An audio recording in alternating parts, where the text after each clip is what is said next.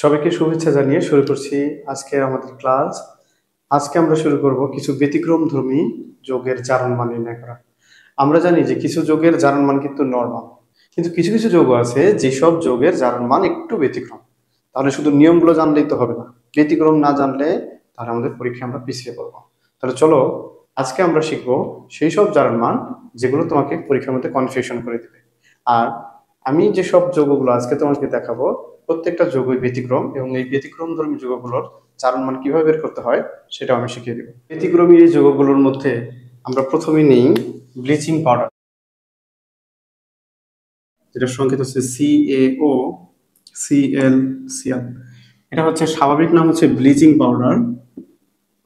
এটা হচ্ছে bleaching powder, এটা স্বাভাবিক নাম হচ্ছে ব্লিচিং পাউডার। আর এর রাসায়নিক নাম হচ্ছে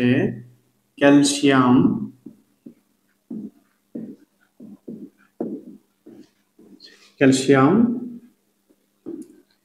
ক্লোরো হাইপোক্লোরাইট।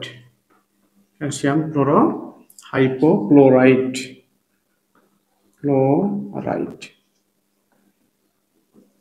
তাহলে এখানে দেখো ক্যালসিয়াম ক্লোরো হাইপোক্লোরাইট তিনটা অংশ না, এখানেও আমাদের তিনটা জিনিস আছে। একটা হচ্ছে ক্যালসিয়াম, এটা হচ্ছে ক্লোরো, এই অংশের নাম হচ্ছে হাইপোক্লোরাইট অংশ। এই দানব আকৃতির যে যৌগটা আছে, এই যৌগে যদি আমরা ক্যালসিয়ামের জারণ মান বের করতে চাই, দেখি ক্যালসিয়াম ছাড়া বাকি যে অংশটা আছে, প্রথমে কি আছে ক্লোরিন। আমরা জানি ক্লোরিনের জারণ মান হচ্ছে -1। কেন জারণ মান -1? কারণ হচ্ছে ক্লোরিন 17 নম্বর মৌল, 18 হচ্ছে একটি ইলেকট্রন কম আছে, তাই এর জারণ মান -1। এবার আছে হাইপোক্লোরাইট অংশ OCl, এই অংশটার নাম হচ্ছে হাইপোক্লোরাইট অংশ। এই হাইপোক্লোরাইট অংশের জারণ মান হচ্ছে, টোটালটার জারণ মান হচ্ছে -1। এখন কথা হচ্ছে যে এই দুটি অংশ অর্থাৎ এই পুরো যৌগমূলক মিলে কেন জারণ মান -1 হবে?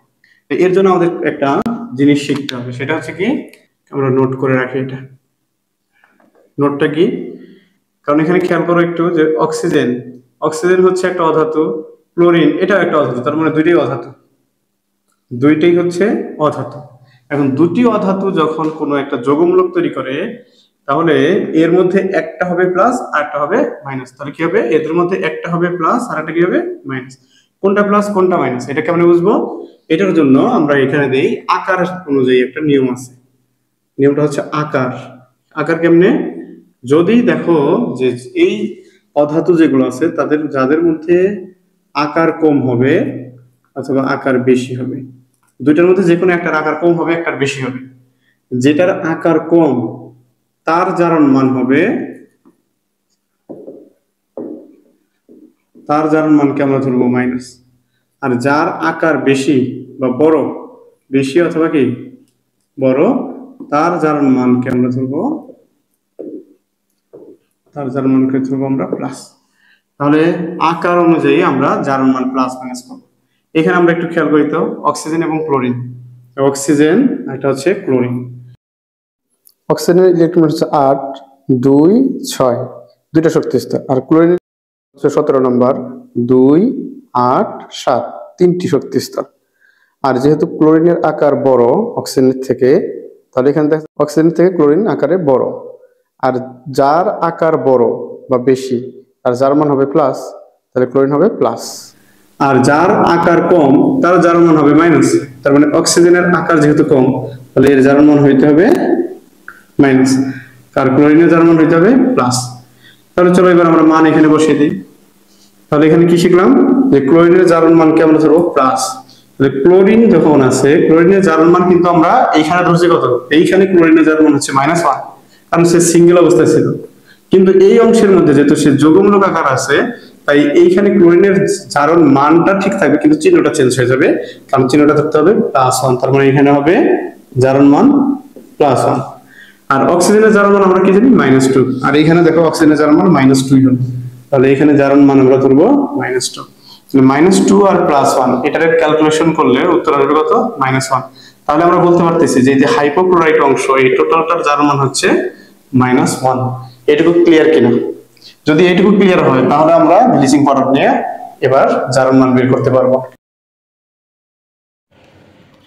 ধরি ক্যালসিয়ামের জারণ মান x, আর ক্লোরিনের জারণ মান হচ্ছে -1। আর আমরা একটু আগে দেখলাম যে হাইপোক্লোরাইট অংশের টোটাল জারণ মান হচ্ছে -1। তাহলে আমরা দেখতেছি যে এটা হচ্ছে একটা নিরপেক্ষ যৌগ। নিরপেক্ষ যৌগের টোটাল জারণ মান হয় 0। তাই আমরা ধরতে পারি যে ক্যালসিয়াম, তাহলে ক্যালসিয়ামের জারণ মান কত ধরছি আমরা এখানে x, আর একটি মৌল থেকে আরেকটা যখন মৌলের সাথে বা যৌগমূলকের কাছে যাব তখন হবে প্লাস, এখান থেকে একটা প্লাস চিহ্ন। টোটাল অংশের জারণ মান কত বের করলাম? -1। তাহলে এখানে আমরা দিব -1 যোগ, কারণ এই অংশটা থেকে আরেকটা অংশ চলে গেল। ক্লোরিনের জারণ মান হচ্ছে -1, এখানে আমরা -1 দিব, আর টোটাল যোগের জারণ মান হবে 0। এবার আমরা ক্যালকুলেশন করে দিই, x -1 -1 0 বা x এটা যোগ করি, এই দুইটা যোগ করলে -2 0, x এর মান আসবে +2। অর্থাৎ এই যে x এর মান +2 মানে হচ্ছে এই ব্লিচিং পাউডারে ক্যালসিয়ামের জারণ মান হচ্ছে +2। তাহলে ব্লিচিং পাউডারে ক্যালসিয়ামের জারণ মান কত? +2। ক্লিয়ার? চলো এবার আমরা পরের যৌগটায় যাই। এবার একটি ব্যতিক্রম যৌগ নেই, তার নাম হচ্ছে perchloric acid, HClO4। Perchloric acid, perchloric acid কেন ব্যতিক্রম? কারণ এখানে কেন্দ্রীয় মৌল যেটা সেটা হচ্ছে ক্লোরিন। এই ক্লোরিনের জারণ মান কত সেটা আমাদের বের করতে হবে। তাহলে চলো আমরা এই ক্লোরিন ছাড়া বাকি যে মৌলগুলো আছে তাদের জারণ মান ধরে নেই, বা ক্লোরিন ছাড়া বাকি যে মৌলগুলো আছে তাদের জারণ মান আমরা লিখে ফেলি। এখানে আছে হাইড্রোজেন একটা, আর হচ্ছে অক্সিজেন। হাইড্রোজেনের জারণ মান আমরা কি জানি? হাইড্রোজেনের জারণ মান হচ্ছে +1। কখন +1 হয়? আমরা জানি যে হাইড্রোজেন যখন কোনো একটা অধাতুর সাথে যুক্ত থাকে তখন হয় +1, আর যখন সে ধাতুর সাথে যুক্ত থাকে তখন হচ্ছে -1। তাহলে এইখানে হাইড্রোজেন যেহেতু অধাতুর সাথে যুক্ত আছে, তাহলে এটা জারণ মান হবে +1। তাহলে এখানে আমরা যদি একটা নোট করে দেই, নোটটা কি? হাইড্রোজেন যখন কোনো একটা অধাতুর সাথে যুক্ত থাকবে, যদি অধাতুর সাথে যুক্ত থাকতে পারে অথবা ধাতুর সাথে যুক্ত থাকতে পারে। হাইড্রোজেন পরমাণু যখন কোনো অধাতুর সাথে যুক্ত থাকে তখন তার জারণ মান হচ্ছে +1, আর এই হাইড্রোজেন পরমাণু যখন কোনো ধাতুর সাথে যুক্ত থাকে তখন তার জারণ মান হবে -1। তাহলে এখানে হাইড্রোজেন পরমাণুটা ক্লোরিনের সাথে যুক্ত আছে, তার মানে এটা অধাতুর সাথে যুক্ত আছে, আর যেহেতু এটা অধাতুর সাথে যুক্ত আছে তাই হাইড্রোজেনের জারণ মান হবে +1। তাহলে এবার বাকি অংশ নেই, অক্সিজেনের জারণ মান কত হবে? আমরা জানি অক্সিজেনের জারণ মান হচ্ছে -2, কারণ অক্সিজেন হচ্ছে 8 নম্বর মৌল, 10 এর তুলনায় তার 2টা ইলেকট্রন কম আছে, তাই এর জারণ মান হবে -2। ক্লোরিনের জারণ মান আমরা বের করতে চাই, ধরে নিলাম যে ক্লোরিনের জারণ মান হচ্ছে x, এটা আমরা নির্ণয় করতে চাই ক্লোরিনের জারণ মান কত হবে। তাহলে এবার আমরা দেখি যে ক্লোরিনের আসলে এখানে জারণ মান কত হবে। মানগুলো বসিয়ে দিই। হাইড্রোজেন আছে প্রথম, হাইড্রোজেনের জারণ মান হচ্ছে +1, আর হাইড্রোজেন একটি আছে, হাইড্রোজেন এখানে কয়টা আছে? একটা। তাহলে এখানে আমরা হাইড্রোজেনের জারণ মানটাকে লিখে রাখলাম, যোগ ক্লোরিন এখানে কয়টা আছে? একটা। ক্লোরিনের জারণ মান কত হচ্ছে? x লিখে রাখছি, তাহলে x লিখলাম, যোগ অক্সিজেনের জারণ মান কত? -2। অক্সিজেন এখানে কয়টা আছে? অক্সিজেন আছে 4টি, তাহলে গুণন হবে 4। আর আমরা জানি যে টোটাল যৌগ, এই যে এখানে পারক্লোরিক অ্যাসিড, এই পারক্লোরিক অ্যাসিডের টোটাল জারণ মান হচ্ছে 0, কারণ এটা একটা নিরপেক্ষ যৌগ। নিরপেক্ষ যৌগের জারণ মান হচ্ছে টোটাল জারণ মান 0। আমরা যদি এবার ক্যালকুলেশন করে দেই, +1 x -8 এগুলো হচ্ছে 0। 8 থেকে যদি 1 বাদ দেই থাকবে -7 0। অর্থাৎ x এর মান হবে +7। একটু খেয়াল করো, মানটা নিয়ে কোনো সমস্যা নেই, কিন্তু সমস্যাটা হচ্ছে x টা কার মান? x টা হচ্ছে এই ক্লোরিনের জারণ মান। এখন খেয়াল করো তো, সারা জীবন আমরা ক্লোরিনের জারণ মান কত দেখছি?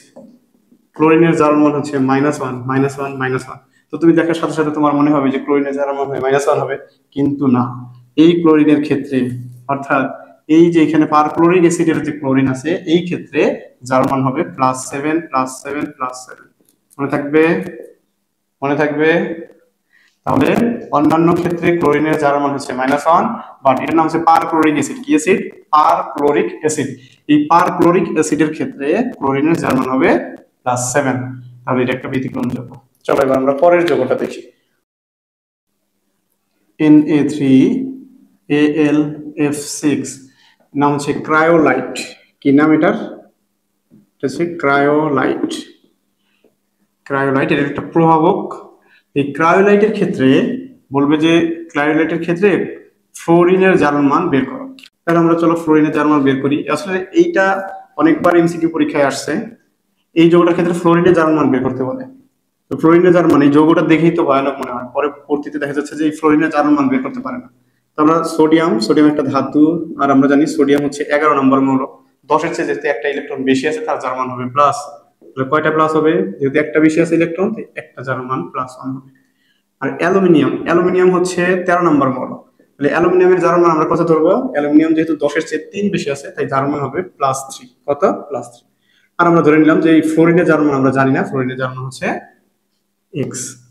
এবার আমরা জার্মান মান বসিয়ে দিই। যেহেতু এই পুরো যৌগটা এটা একটি নিরপেক্ষ যৌগ, তাহলে আমরা জানি যে কি নিরপেক্ষ যৌগ হলে এবার টোটাল জার্মান মান হয় 0। তাহলে আমরা মান বসাই। সোডিয়ামের ক্ষেত্রে জার্মান হচ্ছে +1। এখানে আছে কয়টা? 3টা। 3 দ্বারা গুণ করো, যোগ। এখানে অ্যালুমিনিয়ামের জার্মান কত? +3 দিয়ে দিলাম, +3 যোগ ফ্লোরিনের জার্মান কত? x। এখানে কয়টা ফ্লোরিন আছে? 6টা, তাহলে 6x। টোটাল যোগের জার্মান 0। টোটাল যোগ বলতে এই যে ক্রায়োলাইটটা আছে এটা একটা নিরপেক্ষ যোগ। দেখো এটার মধ্যে কোনো চার্জ নাই, তাহলে চার্জ না থাকার কারণে এটা নিরপেক্ষ যোগ। তাহলে টোটাল মিলে জার্মান মান কত ধরতে হবে? 0। এবার ক্যালকুলেশন করে দিই আমরা। এটা ক্যালকুলেশন করলে এখানে কত হবে? +1 আর 3, +3 আর প্লাসে প্লাসে প্লাস আবার 3, এখানে হবে 6x, এখানে হবে 0। যোগ করলে হবে, এইটা যোগ করলে হবে +6 + 6x হচ্ছে 0। বা আমরা যদি 6x এটাকে রাখি, এটাকে ডান পাশে পাঠিয়ে দেই, এইখানে +6 ডান পাশে গেলে হবে -6। ক্যালকুলেশন যদি করি আমরা, x এর মান হবে -6 / 6, কাটাকাটি করলে x এর উত্তর আসবে হচ্ছে -1। তাহলে এখানে এই যে ক্রায়োলাইট যৌগটা আছে, এই ক্রায়োলাইট যৌগের ক্ষেত্রে ফ্লোরিনের জার্মান হচ্ছে -1। তাহলে ক্রায়োলাইট যৌগের ফ্লোরিনের জার্মান কত? -1। এটা এমসিকিউ তে আসে। তাহলে এখানে ক্রায়োলাইটের ক্ষেত্রে ফ্লোরিনের জার্মান হচ্ছে -1। চলো এবার আমরা পরবর্তী আরেকটা যৌগে যাই।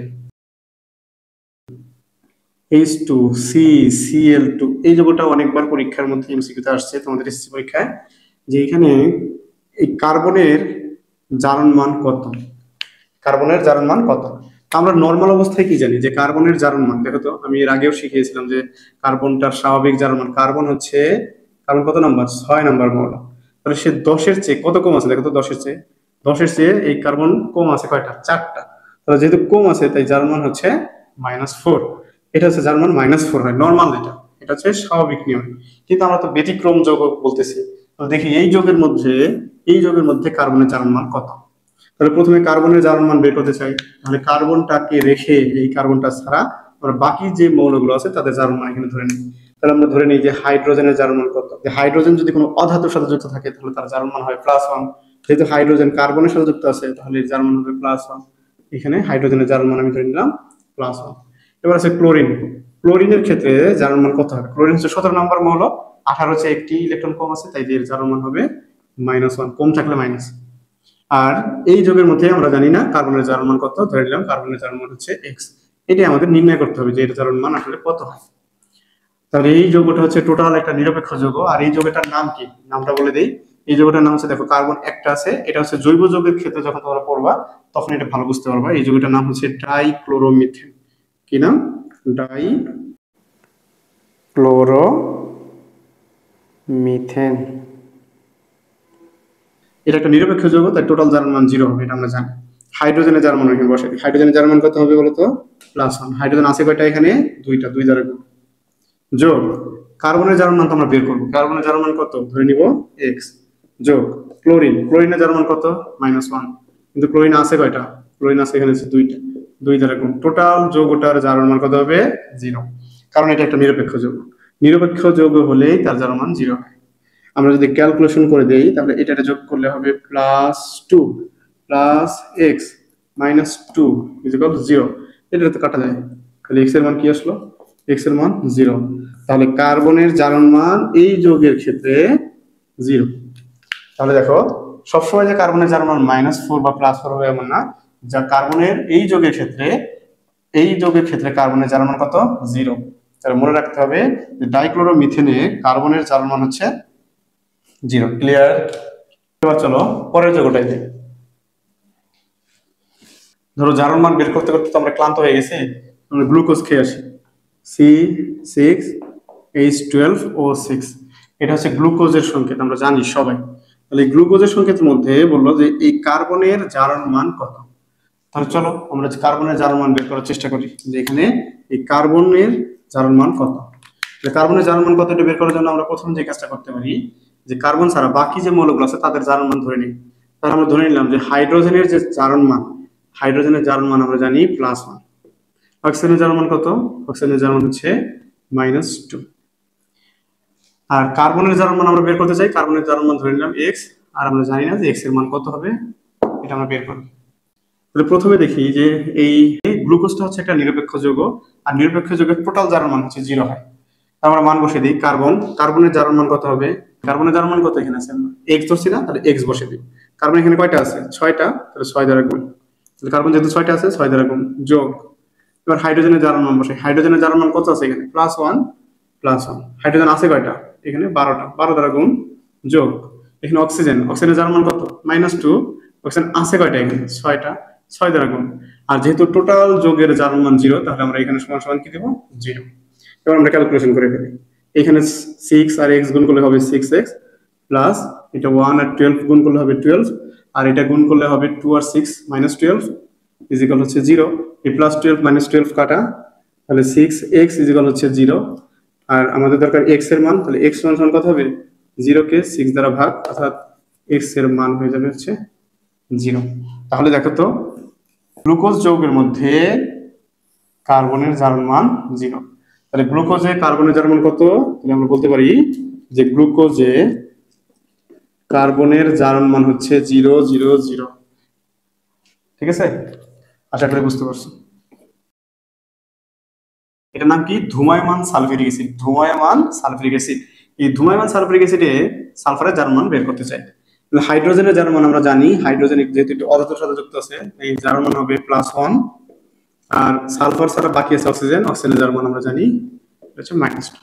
সালফারের জারণ মান কত এটা আমরা জানি না, তো সালফারের জারণ মান আমরা ধরে নিলাম এটা হলো x, এটা আমরা নির্ণয় করতে চাই। তাহলে এই যে ধূময়মান সালফিউরিক অ্যাসিড, এটা হচ্ছে একটা নিরপেক্ষ যৌগ। নিরপেক্ষ যৌগের জারণ মান কত? 0। তাহলে এখানে এই হাইড্রোজেনের জারণ মান বসাই দিই। হাইড্রোজেনের জারণ মান হচ্ছে +1। হাইড্রোজেন এখানে কয়টা আছে? 2টা, 2 দ্বারা গুণ যোগ। সালফারের জারণ মান বের করতে চাই। সালফারের জারণ মান কত? এখানে ধরলাম x। সালফার আছে কয়টা এখানে? 2টা, 2 দ্বারা গুণ যোগ। অক্সিজেনের জারণ মান কত আছে এখানে? -2। এখানে গুণ হবে কত দ্বারা? 7 দ্বারা। আর আমরা জানি টোটাল যোগের জারণ মান কত? টোটাল যোগের জারণ মান হচ্ছে 0। তাহলে আমরা 0 ধরলাম। এবার আমরা ক্যালকুলেশন করে দিই। এখানে যোগ করলে এই +1 আর 2 এটা গুণ করলে কত হবে? +2। আর x গুণ করলে 2x, আর এটা গুণ করলে হবে -14 ইকুয়াল হচ্ছে 0। বা এটা থেকে আমরা এটা বিয়োগ করে দিই। 2x মাইনাস হচ্ছে 12 সমান সমান হবে 0। তো 2x টা রেখে এই +12 ডান পাশে পাঠিয়ে দেই। এটা হচ্ছে +12, -12 ডান পাশে গেলে +12। আর x এর মান কত আসবে?